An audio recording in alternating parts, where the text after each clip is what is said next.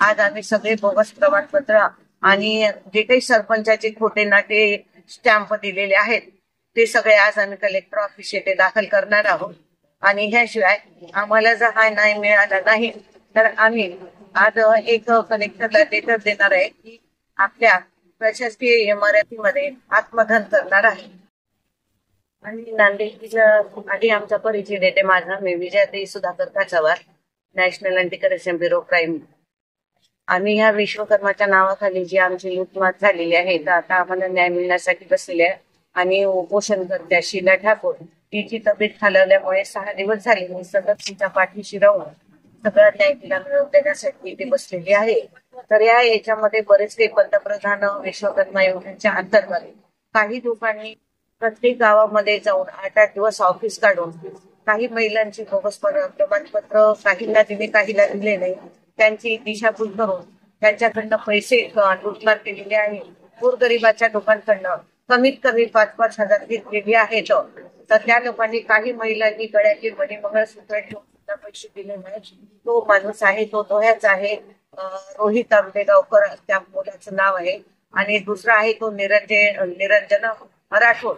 ह्या 2 माणसांनी पूर्ण महाराष्ट्रामध्ये आता संभाजीनगर येथे पण बसलो होतो घोषणा, तिथलं सुद्धा आम्हाला लेटर आता संभाजीनगरचं आलेलं आहे। तिथं आम्ही ते लेटर घेऊन आज बसलेलं आहे। आजपर्यंत आम्हाला फक्त लेटर जवळ पडले की आपला तपास कलेक्टर ऑफिसला मी स्वतः जाऊन बोलली आहे। तिथे आम्हाला आपला तपासची उत्तर देऊन स्वतः करदिले साहेबांनी तुम्हाला काही आम्ही उपोषणाला बसा म्हणलात का म्हणून असे उत्तर दिलेले आहेत। तर त्या गोष्टीमध्ये मी कलेक्टर साहेब म्हणलं तुमच्यावर जर वेळ आली असती तर तुम्ही काय केलं असतं, ती सुद्धा माझी कलेक्टर साहेबांशी बोलणी झालेली आहे।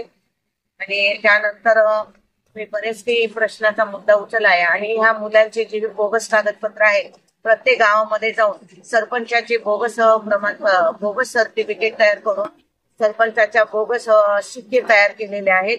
आणि बोगस सिक्के तयार केलेले ते त्यांनी जाळलेले आहेत आंबेगावकर या मुलांनी रोहितने। आणि बाकीचं आहे ते आमच्याकडे लॅपटॉप आहे, त्या लॅपटॉप मधील आज आम्ही सगळे बोगस प्रमाणपत्र आणि जे काही सरपंचाचे खोटे नाटे स्टॅम्प दिलेले आहेत ते सगळे आज आम्ही कलेक्टर ऑफिस येथे दाखल करणार आहोत। आणि ह्याशिवाय आम्हाला जर हा न्याय मिळाला नाही तर आम्ही आज एक कलेक्टरला लेटर देणार आहे की आपल्या प्रशासकीय इमारतीमध्ये आत्मदहन करणार आहे। ओके।